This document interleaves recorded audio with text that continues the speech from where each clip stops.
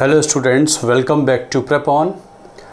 आजकल हम लोग मेडिवल इंडिया कर रहे हैं। दिल्ली सल्तनत हम कर चुके हैं। दिल्ली सल्तनत में उनका पॉलिटिकल हिस्ट्री और कल्चर के कुछ इम्पॉर्टेंट पॉइंट्स हमने देखे। आपके कमेंट बॉक्स में कुछ कमेंट मैंने पढ़े, उसमें एक स्टूडेंट की ये कहना है कि ये यूपी पीएससी एई के लिए ज़्यादा है।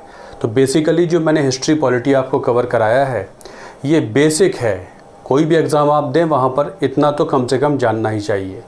इससे कम भी पढ़ाया जाए तो फिर हैंड रिटन नोट्स होते हैं वो सफिशिएंट होते हैं, इससे कम नहीं पढ़ाया जा सकता। तो डिफरेंट एग्ज़ाम्स को ध्यान में रखते हुए जो बेसिक कवरेज है वो की गई है इसमें, ठीक है। तो सल्तनत हमने कवर कर लिया है और आगे चलते हैं मुग़ल एम्पायर। तो from 1526 to 1707 Mughal empire,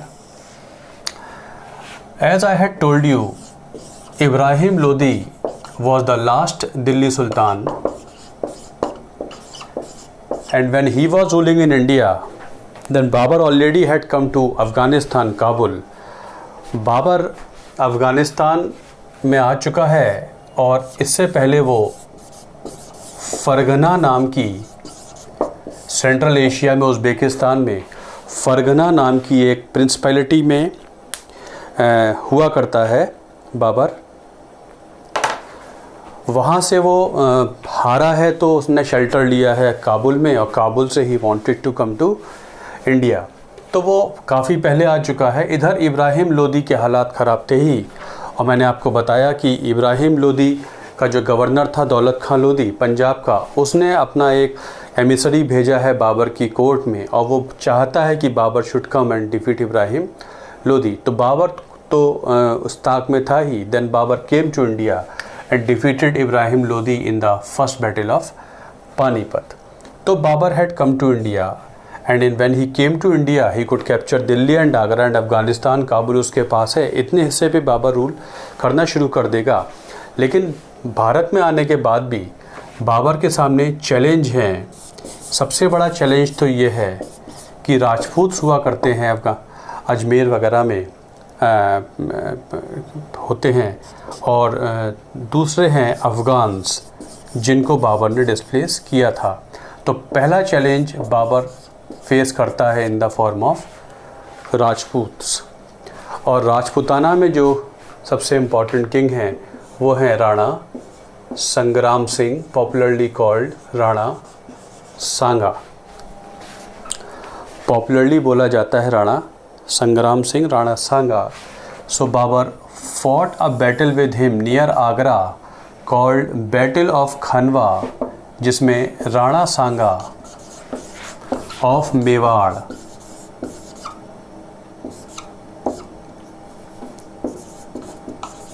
and Babur fought this battle. Rana Sanga of Mewar and Babur fought this battle. In this battle Rana Sanga was defeated. Rana Sanga की डिफीट हुई है इस बैटल में, and Babur could win this particular battle. So Babur could defeat Rana Sanga. Rana Sanga हारे हैं। वो battle renew करना चाहते थे, लेकिन बताया गया उनके लोगों ने उनको पॉइजन कर दिया है। This way they could control the most powerful Indians at that time in north India, Rajput. Rana Sanga को हरा देता है बाबर। बाबर अफ़गानों को ही डिस्प्लेस करता है। जब वो सेंट्रल एशिया से आया था, अफ़गान बिहार और ईस्टर्न यूपी की तरफ रूल करते आ रहे हैं। अफ़गानों को एक चैलेंज के तौर पे बाबर का मकसद ये था, अफ़गानों को भारत से निकालना है। लोदी भी अफ़गान हुआ करते थे, और उस समय ईस्टर्न इंडिया में अफ़गान अभी भी हैं। नॉर्थ वेस्ट इंडिया तो उसने ले ही लिया है, इसलिए वो घाघरा नदी के पास एक बैटल लड़ेगा बाबर अगेंस्ट अफ़गान्स। अफ़गानों में कोई प्रोमिनेंट लीडर नहीं है, बट मुग़लों की तो अफ़गानों से लड़ाई प्री इंडिया के डेज से ही चल रही है, मतलब भारत में आने से पहले ही है। यही दो उसको फॉर्मिडेबल एनिमीज़ लगे हैं अभी, अफ़गान और राजपूत। राणा सांगा को तो हरा ही देगा, अफ़गानों को भी हरा देता है बाबर। घाघरा नदी के पास होता है बैटल ऑफ घाघरा। इस तरीके से बाबर अफ़गानों को हरा देगा, लेकिन अफ़गानों का दमन नहीं कर पाया है। Babur had to come to Agra. वहाँ पर 1530 में उसकी डेथ हो जाती है। दिस वे कुछ 4 साल तक बाबर रूल करेगा। बाबर ने लिखी है अपनी ऑटोबायोग्राफी तुजुक ए बाबरी इन तुर्की। ये आपके इंजीनियरिंग सर्विसेज एग्ज़ाम में आ चुकी है। मेरे जितने क्वेश्चंस का सिलेक्शन है वो आपके जो एग्ज़ाम्स वगैरह हुए हैं आज तक उनके हिसाब से है, उसी के हिसाब से पॉइंट्स बने हैं। तो ये हो सकता है कि यूपीपीएससी एई में ना आए, हो सकता है एक आध पॉइंट आ भी जाए। तो ये बेसिक्स हैं, इतने तो जानने चाहिए। तो तुजुके बाबरी उसने तुर्की में लिखी है, उसकी ऑटोबायोग्राफी है जिसका translation into Persian was done by Abdul Rahim Khane Khana, जिनको हम रहीम के नाम से जानते हैं, जिन्होंने दोहे लिखे हैं, कृष्ण भक्ति के दोहे। अकबर के समय हुए एक अब्दुल रहीम खाने खाना। अब्दुल रहीम खाने खाना ने आगे चल के इस तुर्की किताब का पर्शियन में ट्रांसलेशन किया है, उसे कहते हैं बाबरनामा। तो दिस इज़ बाबर की ऑटोबायोग्राफी है, बाद में उसे बाबरनामा में ट्रांसलेशन हो जाता है। Babar died followed by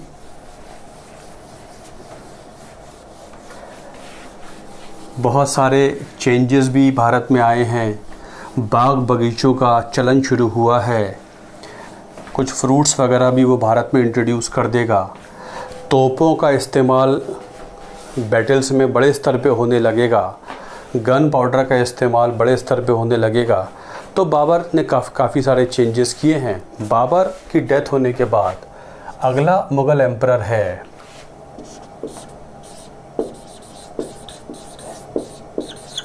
Humayun.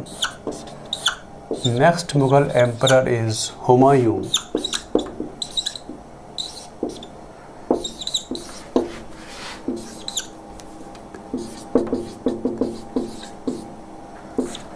Humayun ने 2 फेजेस में रूल किया है, 1530 to 40, और फिर एक लगभग साल भर रूल करता है।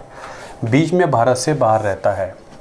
हुमायूं भी अफ़गानों की समस्या को सॉल्व करने की कोशिश करेगा, जो हारे तो थे लेकिन ख़त्म नहीं होते हैं क्योंकि बाबर की डेथ हो जाती है।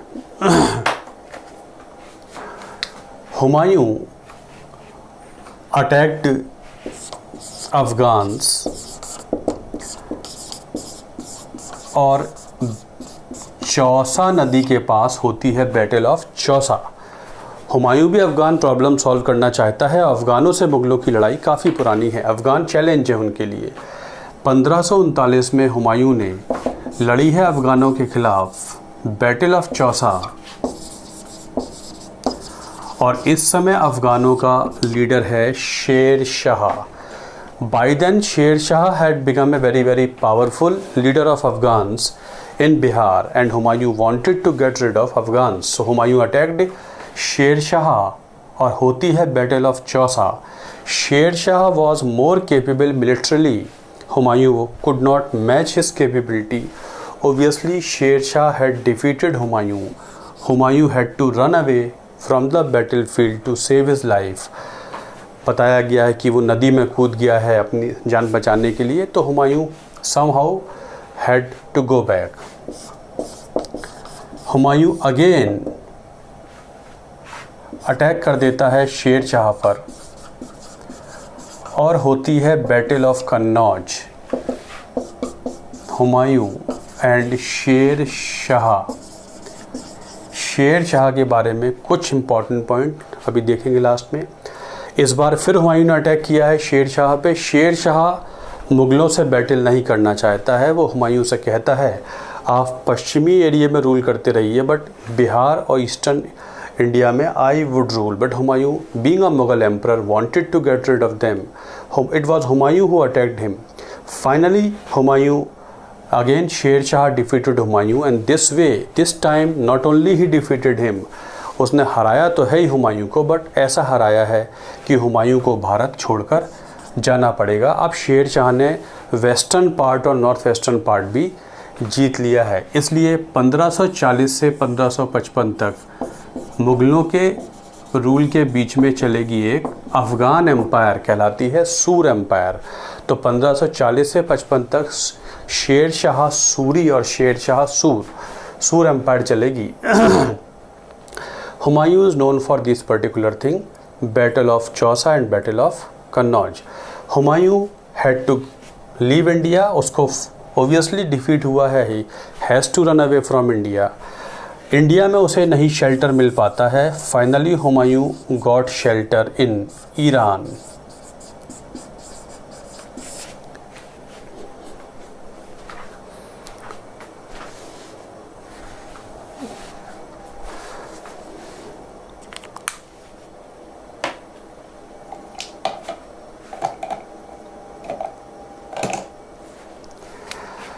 Humayun got shelter in Iran. अब वो आने वाले लंबे समय तक ईरान में रहेगा हुमायूं। इधर एक सूर एम्पायर सक्सेसफुली चल रही है। शेर शाह रूल करेगा 5 साल 1545 तक, उसके बाद उसके सक्सेसर्स आएंगे। लेकिन 54 के आसपास अफ़गान मतलब सूर डायनेस्टी भी डाउन जाने लगेगी। ऐसे में Humayun came back.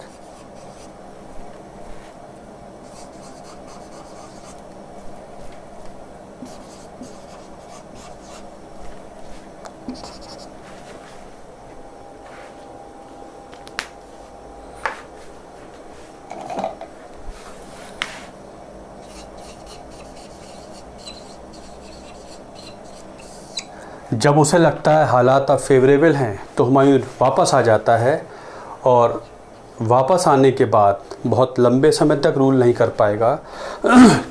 He couldn't complete 1 year, और 1556 में उसकी डेथ हो जाती है।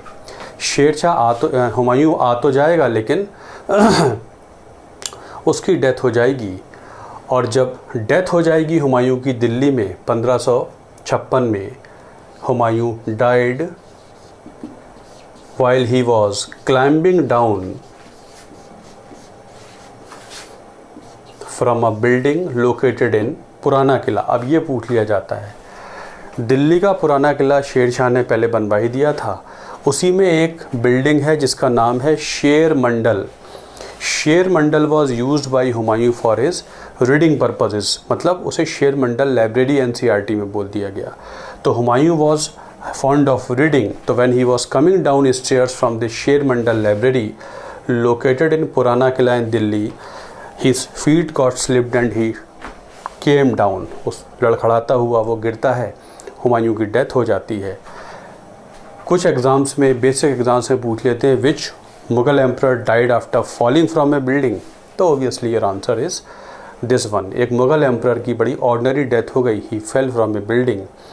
1556 में पुराना किला की शेर मंडल लाइब्रेरी से वो सीढ़ियों से गिर जाता है, उसकी डेथ हो जाती है। दिल्ली में उसकी डेथ हो गई है।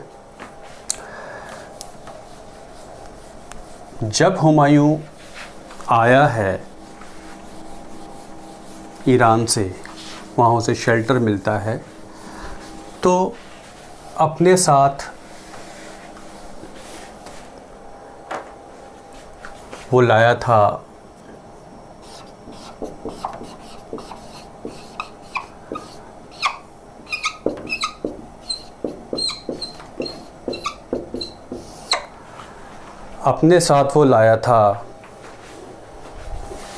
बैरम खान को। बैरम खान ईरान से लाया था, उसका हुमायूं का वज़ीर है, प्राइम मिनिस्टर है बैरम खान।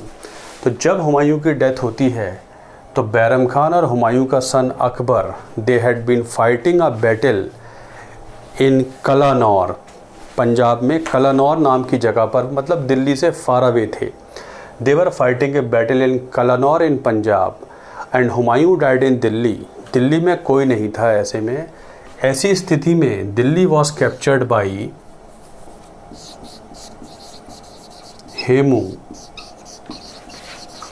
हेमचंद्र।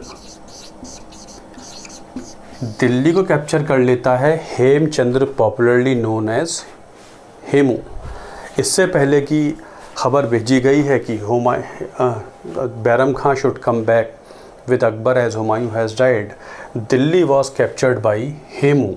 और जब अकबर बीइंग अ माइनर, जब बैरम खां लौटता है तो दिल्ली कंट्रोल में आ चुका था हेमचंद्र या हेमू की।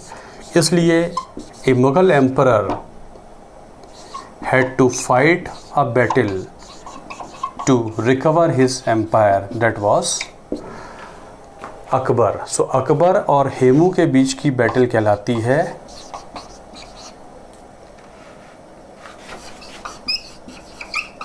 क्योंकि अकबर को ही कलानौर के मैदान में मुग़ल एम्परर घोषित कर दिया गया था, इसलिए बैटल तो अकबर के ही नाम पर है, even though fought by Bairam Khan. तो दिस वे अकबर और हेमू के बीच की बैटल कहलाती है second battle of Panipat. Hemu was defeated in the battle, और when he was, it is said that he fell down. जब वो दिखता है कि उसको वो घायल हो गया है, गिर गया है, तो उसकी आर्मी पैनिकी में स्टार्टेड रनिंग हेल्टर स्केल्टर। ऐसे में ही बैरम खां कंट्रोल्ड, और यू कैन से टुक hold of Hemu, and after the battle Hemu was killed by Bairam Khan. This way they could win this battle of Panipat, and after winning this battle of Panipat only Akbar could start his rule. Otherwise Akbar को proclaim तो कर दिया गया है emperor, लेकिन अकबर की दिल्ली जो है वो हेमू के पास आ गई थी। हेमचंद्र वॉज सैनिक commander of a king of Bihar. सूर डायनेस्टी का एक बाद का राजा है आदिल शाह सूर, उसका सैनिक कमांडर है हेमचंद्र। और जब लेकिन वो इधर खुद ही दिल्ली का राजा बन जाता है, और हेमू विक्रमादित्य के नाम से दिल्ली से लेकर वो हरियाणा के कुछ क्षेत्र में रूल भी करता है। तो Hemchandra had died, and this way they could win this second battle of Panipat. फिर अकबर का रूल एक्चुअली शुरू हो जाता है। Akbar most important Mughal emperor, you can say, known more for various reforms वगैरह के लिए अकबर जाना जाता है। अकबर ने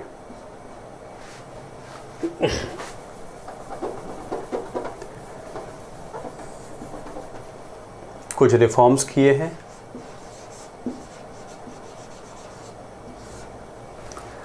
he had done certain reforms. एक तो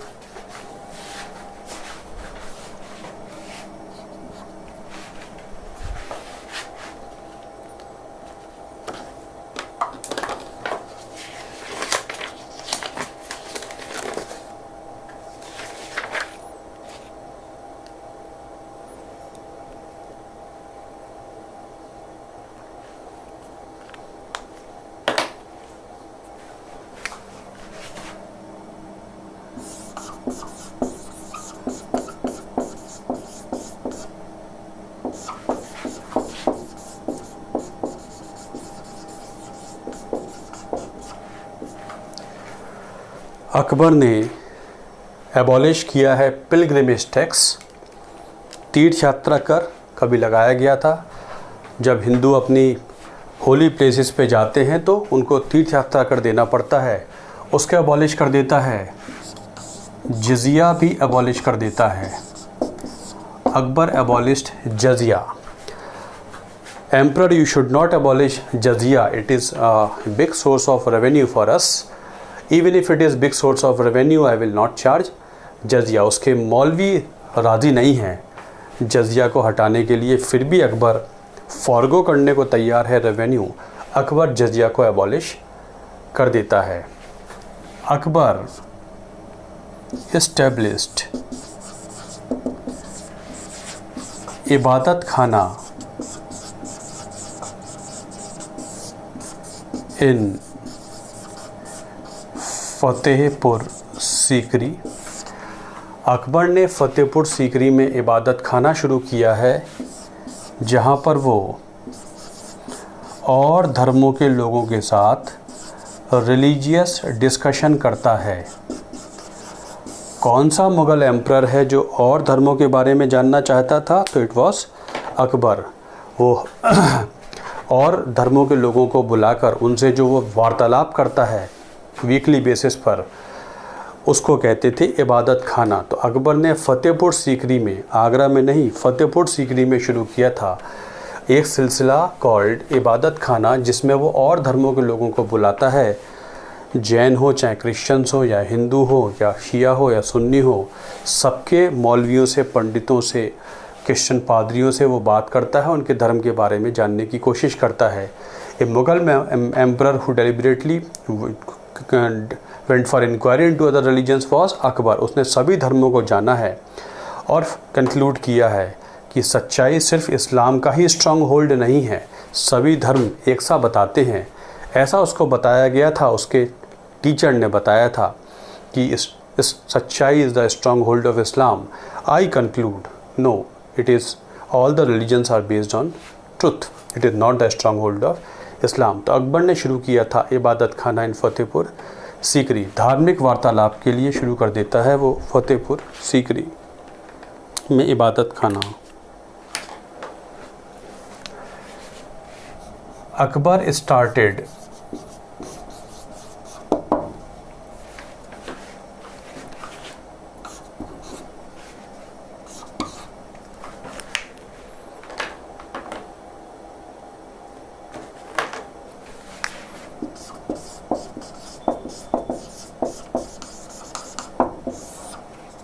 दीन इलाही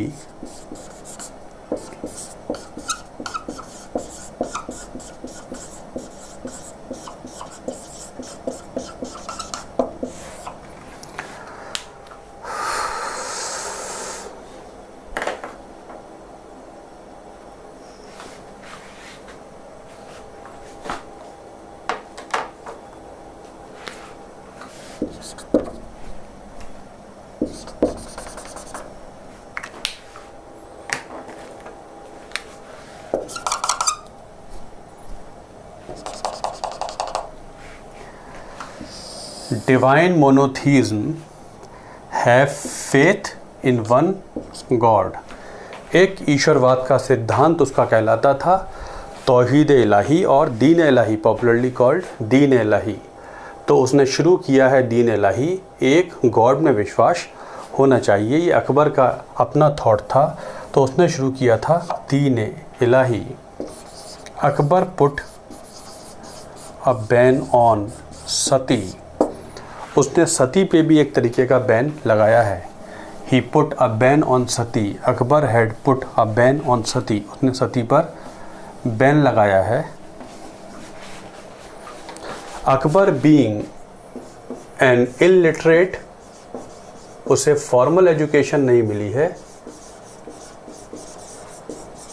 कुरान शरीफ उसको याद तो है, धार्मिक शिक्षा तो मिली है, लेकिन वो जानता है कि धार्मिक शिक्षा शिक्षा का एक पहलू है, वो कंप्लीट एजुकेशन नहीं है। इसलिए Akbar was in favour of formal education. तो उसने एजुकेशन के लिए काम किया है और बाकायदा बहुत सारे और सब्जेक्ट्स को स्कूल लेवल पर या शिक्षा के तौर पे पढ़ाने के लिए उसने उसको सिस्टम बना दिया है। ऐसे में ही एक किताब का फ़ारसी अनुवाद भी कराता है, लीलावती।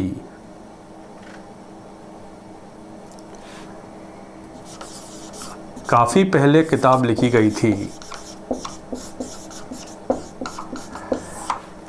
काफ़ी पहले गणित की किताब लिखी गई है, लीलावती ऑन अलजेब्रा। अलजेब्रा पे किताब लिखी गई है लीलावती, भाई भास्कर टू। उस किताब का वो फ़ारसी अनुवाद करवाएगा ताकि वो शिक्षा में काम आ सके। Lilavati was earlier written by Bhaskaracharya द्वितीय। अलजबरा बीजगणित पे किताब है, अकबर उसका फ़ारसी अनुवाद करवाएगा ताकि वो एजुकेशन में काम आ सके। Akbar being a you can से इलिटरेट पर्सन, तो शिक्षा का महत्व जानता है। अकबर ने सती को भी बैन किया है, सोशल रिफॉर्म्स भी किए हैं, पिलग्रिमेज टैक्स हटाया है, शिक्षा पे भी काम करता है, डिवाइन मोनोथीज्म पे भी काम करता है, और अकबर ने बहुत सारे दूसरे रिफॉर्म्स भी किए हैं।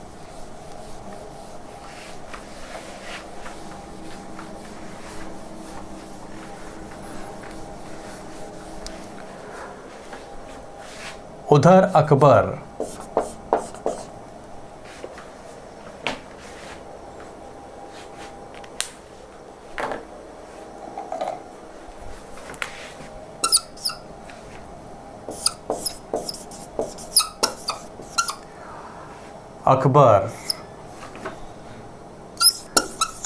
captured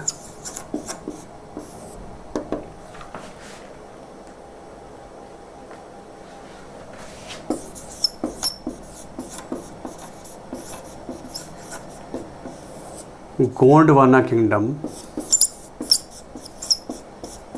His army fought Rani Durgavati. उसने गोंडवाना किंगडम पर अटैक करवाया है और अकबर की सेना से लड़ाई हुई है रानी दुर्गावती.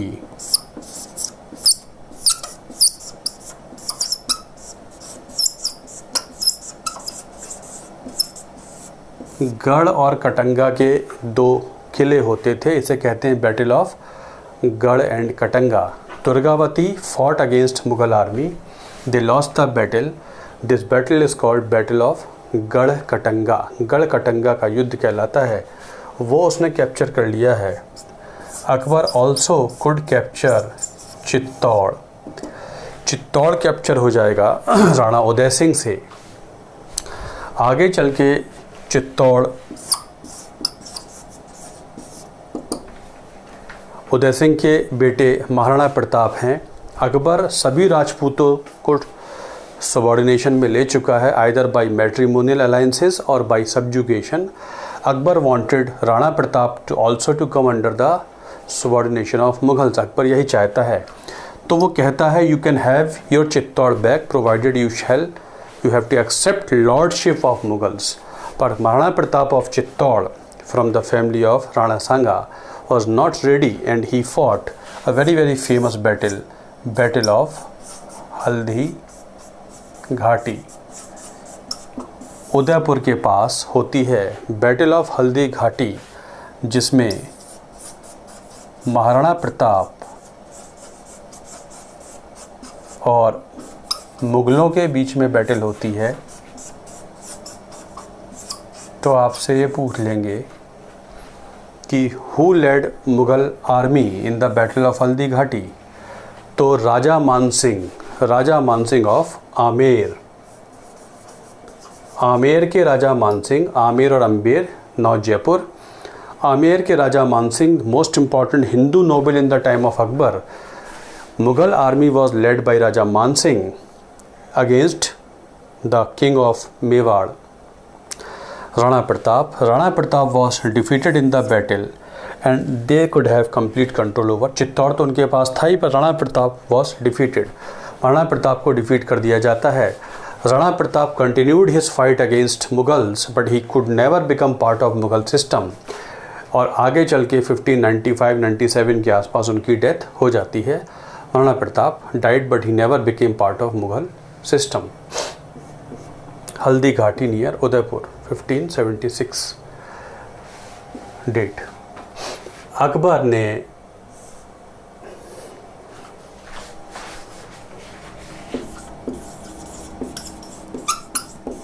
अहमदनगर भी कैप्चर किया है.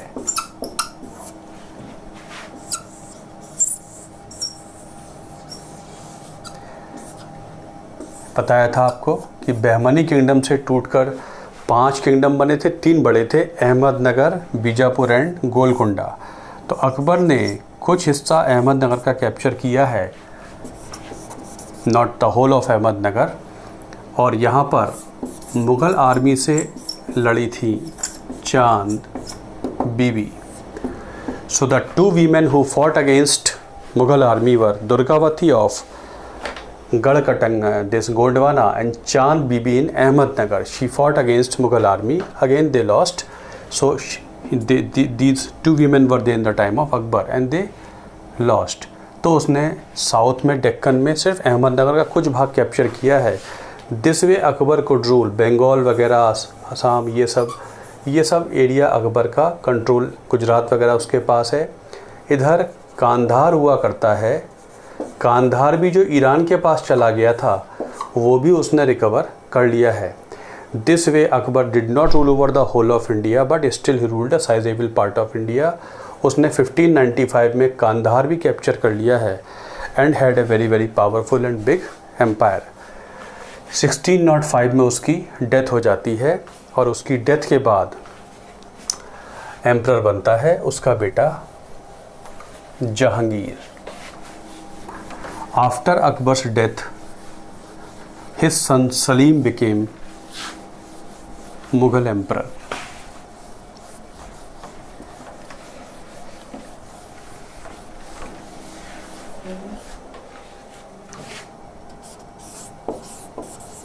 Jahangir became Salim. Jahangir became Salim नहीं, Salim became Jahangir. So he was there.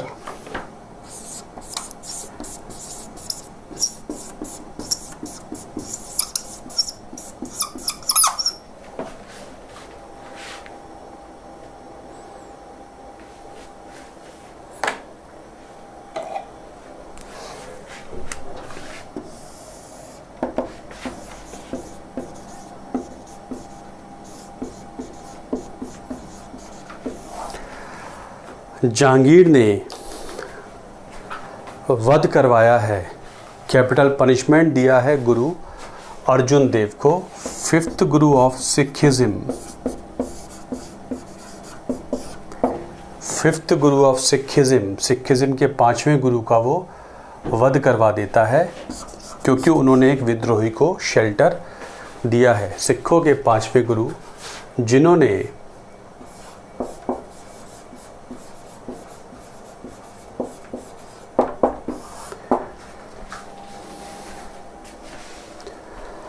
Marker जवाब देते जा रहे हैं,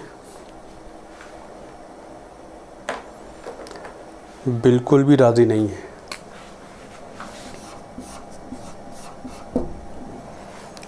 गुरु अर्जुन देव ने सिखों की होली बुक आदि ग्रंथ को कंपाइल किया है एंड कंस्ट्रक्टेड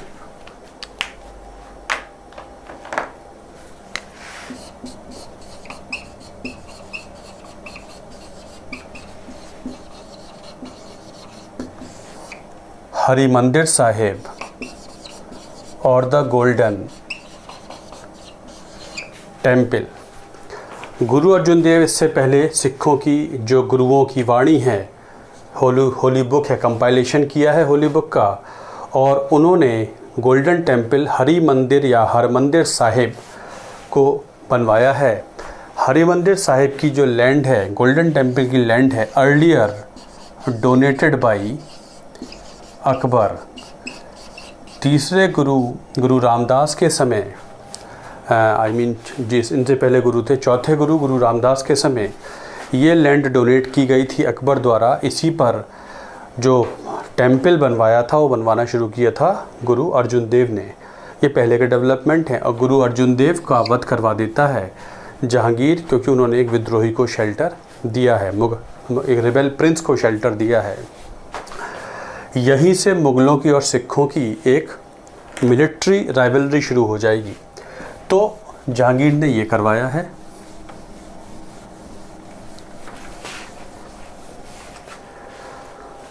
कुछ इन्हीं दिनों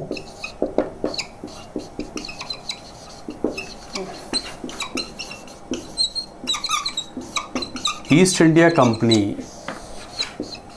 का कैप्टन हॉकिंस